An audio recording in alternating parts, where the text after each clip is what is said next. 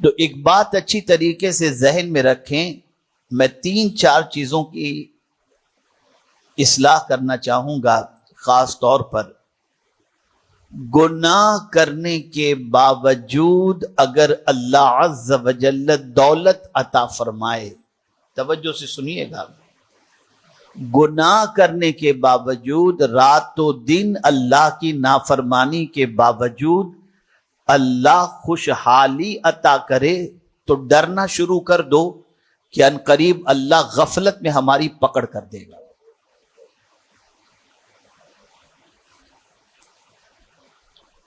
اسی طریقے سے اللہ اگر اقتدار عطا فرمائے اور اقتدار کے نشے میں چور ہو کر اگر کمزوروں پر ظلم اور زیادتی کا سلسلہ جاری ہو جائے اور اس کے بعد بھی ہمیں کوئی فرق نہ پڑے، یعنی ہم بیمار نہ ہوں، ہمیں کوئی تکلیف نہ آئے، تب بھی اللہ سے ڈریں کہ ایک بڑی پکڑ کے سلسلے میں اللہ عز و جل مہلت دے رہا ہے. شہرت کی بلندی پر پہنچ جائیں، مقبولیت کے آفاق کو چھونے لگیں اور اس کے بعد اس کا استعمال گناہوں کے اندر یا اللہ کی نافرمانی میں کرنے لگ جائیں اور یہ تصور کریں کہ اب ہمارا کیا، ہم کو تو دنیا آنکھوں پہ بٹھا رہی ہے، تو سمجھ لینا جرم کرنے کے باوجود بھی یہ سب مل رہا ہو تو یہ اللہ عز و جل کی طرف سے ڈھیل ہے اور اللہ عز و جل کی خفیہ تدبیر ہے جو بڑے پیمانے پر وہ پکڑنا چاہتا ہے. اور تاریخ گواہ ہے، یزید زیادہ دنوں تک زندہ نہ رہ سکا، 39 سال کی عمر کے اندر موت کی وادیوں سے گزر گیا،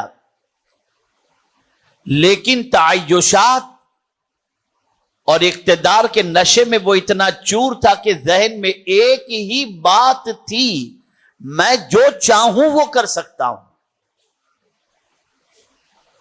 اور ابن زیاد اور یزید کے پیروکاروں نے اور اس کے اعوان و انصار نے بھی یہ سوچا کہ جب یزید ہمارے ساتھ ہے تو ہم جو چاہیں کریں. تو جب اس قسم کا معاملہ آئے تو اللہ کب پکڑتا ہے، ایسا نہیں کہ بس آپ ہوش میں ہو اور پکڑ لیں، نہیں، اللہ نے اپنے پکڑ کا انداز بتایا، اپنی پکڑ کا طریقہ بتایا. اللہ فرماتے افامن اہل القری ان یاتیہم باسنا بیاتا وہم نائمون،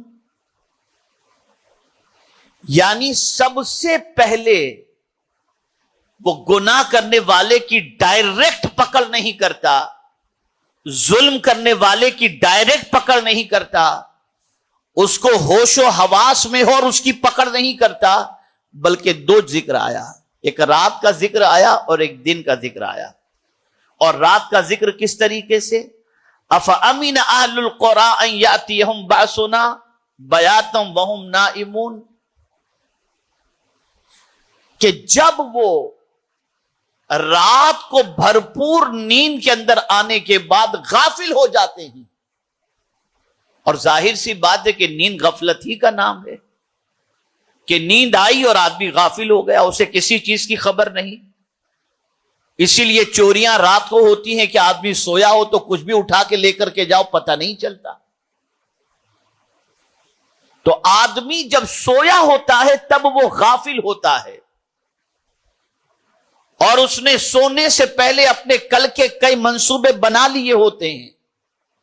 جب وہ رات کی نیند کے اندر غفلت کا شکار ہوتا ہے تو اللہ فرماتا ہے وہ تو یہ سوچتا ہے کل صبح اٹھ کر کے میں یہ کروں گا، لیکن اسے خبر ہی نہیں ہوتی کہ وہ اٹھنے والا ہی نہیں ہے، ہمارا عذاب تو رات ہی کو آ کر اس کو پکڑ لے گا.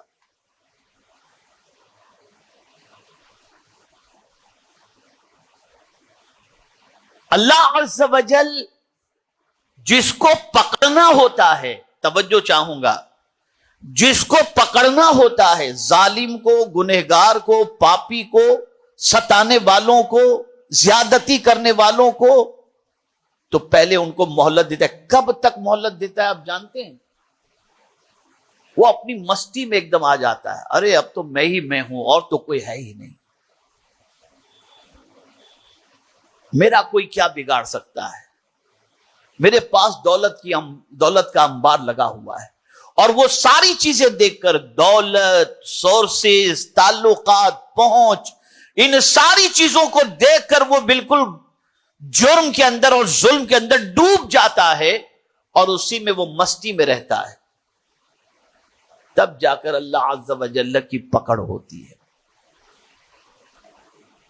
تو یہ جملہ زندگی بھر یاد رکھنا، اگر پاپ کرنے کے بعد، ظلم کرنے کے بعد، زیادتی کرنے کے بعد بھی اگر ہمیں کوئی تکلیف نہیں آتی تو یہ نہیں سمجھنا چاہیے کہ ہم حق پر ہیں اور اللہ ہم پر مہربان نہیں.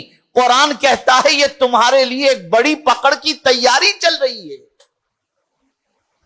یہ بڑی پکڑ کی تیاری ہے، یہ اللہ کی خفیہ تدبیر ہے. تو جس طریقے سے رات کو بندہ غفلت میں ہوتا ہے، ایسے ہی قرآن نے کہا افامن اہل القری ان یاتیہم باسنا بیاتا وہم نائمون اوامن اہل القری ان یاتیہم باسنا ضحی وہم یلعبون. اور بستی والے دن کو کھیل کود میں لگے رہتے ہیں، اور جب وہ بالکل کھیل کود میں یا تجارت میں یا کسی اور کام کے اندر یا ناجائز کام کے اندر جب مصروف ہوتے ہیں، مگن ہوتے ہیں، تب اللہ فرماتے میرا عذاب آ کر اچانک ان کو پکڑ لیتا ہے. یہ اس کے عذاب کی پوزیشن ہے. اسی لیے قرآن نے کہا افامنوا مکر اللہ، کیا اللہ کی خفیہ تدبیر سے نڈر ہو گئے؟ آپ ہم اپنے بارے میں، کل کے بارے میں کیا جانتے ہیں؟ کوئی بتا سکتا ہے کل کے بارے میں کہ ہمارا کیا ہوگا؟ نہیں، کچھ بھی نہیں. میں نے کئی ایسی اموات دیکھی ہیں کہ جن کے بارے میں سوچ بھی نہیں سکتے تھے کہ یہ بندہ کل مر جائے گا یا تھوڑی دیر بعد مر جائے گا، لیکن موت واقع ہو گئی. اور میں نے بہت سارے کورونا کے زمانے میں ایسے لوگوں کو بھی دیکھا ہے جو کورونا سے پہلے کے دور کے اندر لوگوں کو زکات دیتے تھے، لیکن کورونا کے پیریڈ کے اندر اپنے گھر کے اخراجات کے لیے لوگوں کے دروازوں کو دستک دیتے اور لوگوں سے اپلیکیشن اور ریکویسٹ کرتے ہوئے نظر آئے. اللہ کی خفیہ تدبیر سے کوئی غافل نہیں ہونا چاہیے. اور یہ بات یاد رکھیں، آزمائش غریبی میں زیادہ نہیں ہے، یہ جملہ یاد رکھیے گا.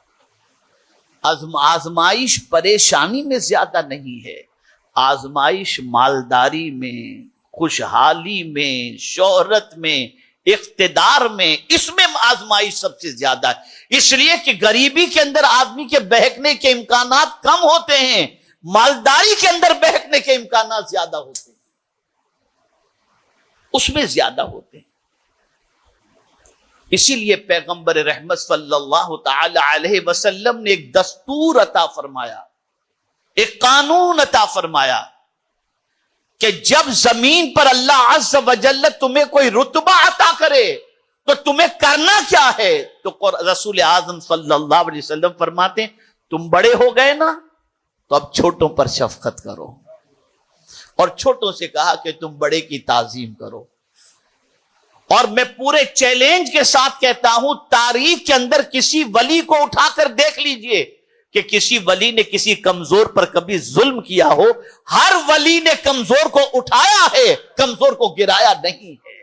اور ان کا اتنا بڑا تعلق، آج کے دور کے انسان کا تعلق تو کسی منسٹر سے ہوگا، ولی کا تعلق تو براہ راست خدا سے ہوا کرتا ہے، لیکن اس تعلقات کا بھی کبھی وہ ناجائز فائدہ نہیں اٹھاتے، ہمیشہ گرتوں کو انہوں نے اٹھایا ہے، کبھی کمزوروں پر ظلم نہیں کیا، کبھی ظلم نہیں کیا. یزید نشے میں چور تھا، میرا کوئی کچھ نہیں بگاڑ سکتا. ابن زیاد اور شمر نشے میں چور تھے کہ ہمارا کوئی کچھ نہیں بگاڑ سکتا، لیکن میرے کریم کو جب انتقام لینا ہوا تو وہ نشے میں مست تھے اور ان کو مارا گیا، ان کو ہلاک کیا گیا، ان کو تباہ کیا گیا. اللہ کی خفیہ تدبیر، اس کی ہمارے سلسلے میں کیا پلاننگ ہے، ہم کو کچھ نہیں معلوم، کچھ نہیں معلوم. اور اللہ والے اللہ کی خفیہ تدبیر سے اتنے ڈرتے جس کی کوئی انتہا نہیں. اور کون نہیں ڈرتا اللہ کی خفیہ تدبیر سے؟ تو قرآن کہتا ہے جو گھاٹے والا ہے، جو نقصان والا ہے، جو خسارہ اٹھانے والا ہے، وہ اللہ عز و جل کی خفیہ تدبیر سے نہیں ڈرتا. اسی لیے میرے پیارے آقا صلی اللہ علیہ وسلم کے پیارے دیوانوں، خلق قرآن کے مسئلے پر امام احمد ابن حنبل رضی اللہ تعالیٰ عنہ سے جب کہا گیا اور امام احمد ابن حنبل اپنے موقف پر قائم رہے اور خلق قرآن کے مسئلے کے اندر بادشاہ وقت سے خلیفہ وقت سے الجھ گئے، ان کو سزائیں دی گئیں، لیکن کہا کہ آپ یہ موقف سے ہٹ جائیے. لیکن امام احمد ابن حنبل نے تکلیفیں برداشت کی، پریشانیاں برداشت کی، کوڑوں کے زخم برداشت کیے، لیکن اپنے موقف سے نہیں ہٹے.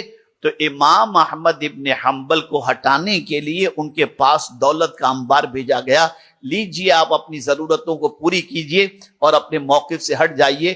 تب امام احمد ابن حنبل کی آنکھوں میں آنسو آ گئے تھے اور انہوں نے کہا خدا کی قسم یہ امتحان جو ہے نا، یہ اس امتحان سے بڑا ہے جو کوڑوں والا امتحان ہے، اس سے بڑا امتحان یہ ہے، اس لیے کہ دولت ایسی چیز ہے کہ اس کے آگے آدمی سرنڈر ہو جاتا ہے. تو ضرورت اس امر کی ہے کہ اللہ کی خفیہ تدبیر سے بچو. اللہ دے تو آپ یاد رکھیں گناہ نہ کرو، اللہ اقتدار دے کمزوروں پر ظلم نہ کرو. اللہ دے، آپ خود دیکھیے رسول اعظم صلی اللہ علیہ وسلم کو مکے والوں نے ستایا تھا، سرکار ہجرت فرما گئے، مکہ چھوڑ کر مدینے چلے گئے، صحابہ کے مکانات مکے والوں نے لے لیے، سارے کاروبار کو قبضے میں کر لیا. لیکن حضور صلی اللہ علیہ وسلم جب فاتح مکہ بن کر مکہ مکرمہ تشریف لے گئے تو سرکار صلی اللہ علیہ وسلم کی گردن مبارک اپنی سواری پر جھکی ہوئی تھی، یعنی شہر میں فاتح بن کر، کامیاب بن کر کے ستانے والوں کو اپنے کنٹرول میں کرنے کے لیے جا رہے ہیں تو سینہ تان کر کے نہیں، گردن جھکا کر کے جا رہے ہیں.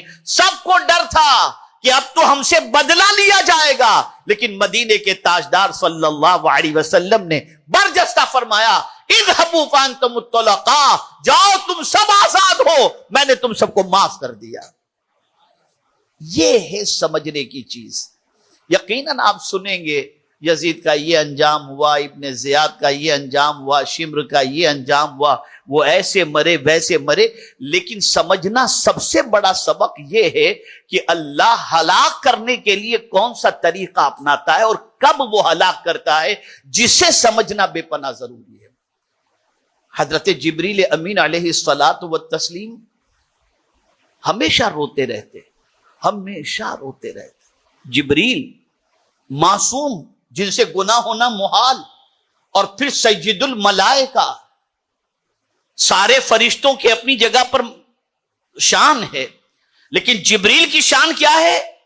تو جبریل ہی کو امین کہا جاتا ہے، باقی کسی فرشتے کو امین نہیں کہا جاتا. امین کا لقب حضرت جبریل کے لیے ہے. کیوں؟ اللہ نے ان کو قرآن دیا حضور کو پیش کرنے کے لیے، تو جیسا دیا ویسا ہی لا کر کے انہوں نے پیش کیا، اس میں کوئی خیانت کچھ ملاوٹ نہیں کی، تو اللہ عز و جل کی طرف سے ان کو امین کا لقب مل گیا. کہ بڑے امانت دار ہیں، کچھ اس کے اندر تبدیل. اتنے بڑے سید الملائکہ، لیکن روتے تھے، ہمیشہ روتے تھے. پوچھا گیا، سرکار صلی اللہ علیہ وسلم نے دریافت فرمایا اے جبریل کیوں رو رہے ہو؟ تو عرض کرتے ہیں کہ یا رسول اللہ صلی اللہ تعالی علیہ وسلم، جب سے جہنم کو اللہ نے پیدا کیا ہے تب سے اس کے خوف کی وجہ سے رو رہا ہوں کہ پتہ نہیں کون سی ایسی غلطی ہو جائے جس کی وجہ سے اللہ عز و جل کہ میں عتاب کا شکار ہو جاؤں. اس لیے توجہ چاہوں گا، اس لیے کہ میں نے ابلیس کا حشر دیکھا ہے، اس نے اتنے سجدے کیے تھے کہ زمین پر رائے کا دانہ رکھنے جتنی جگہ بھی نہیں تھی، ہر جگہ اس نے سجدے کیے تھے، لیکن ایک غلطی کی وجہ سے اللہ عز و جل نے قیامت تک کے لیے اس کے گلے میں لعنت کا توق ڈال دیا۔ تو کوئی عبادت کر کے بھی غرور نہ کرے، پتہ نہیں کون سی خطا ہو جائے اور پروردگار جل جلالہ گرفت میں لے لے۔ تو مومن جو ہوتا ہے وہ اللہ کی خفیہ تدبیر سے ہمیشہ ڈرتا ہے کہ پتہ نہیں ہمارے بارے میں اللہ کی انٹرنل پلاننگ کیا ہوگی، ہمیں نہیں معلوم۔ ہم مزے لیتے رہتے ہیں، ہم مست رہتے ہیں، لیکن ہمیں نہیں معلوم کہ اس کی پکڑ کس طریقے سے ہو۔ اس لیے اس کی خفیہ تدبیر سے ہمیشہ بچتے رہنا چاہیے، ہمیشہ ڈرتے رہنا چاہیے۔ اور یہ کب خاص طور پر؟ تو اس وقت ڈرو جب اللہ بہت کچھ عطا کر دے، تب ڈرو کہ پتہ نہیں یہ عطا کرنے اللہ عز و جل کی کوئی حکمت تو نہیں ہے، کہیں ہم سے کوئی چک تو نہیں ہو گئی کہ وہ دے کر کے ہمیں آزما رہا ہے کہ ہم کیا کرتے ہیں۔ ہاں اگر اس نے دیا ہے اور کمزوروں پر ظلم بھی نہیں ہو رہا، کمزوروں کی خیر خواہی ہو رہی ہے، پیسے کا استعمال حرام کام میں نہیں ہو رہا، ناجائز کام میں نہیں ہو رہا، جائز کاموں کے اندر ہو رہا ہے، تو پھر اللہ کا شکر ادا کرو کہ اللہ نے تمہیں بھی پسند کر لیا اور تمہارے مال کو بھی پسند کر لیا۔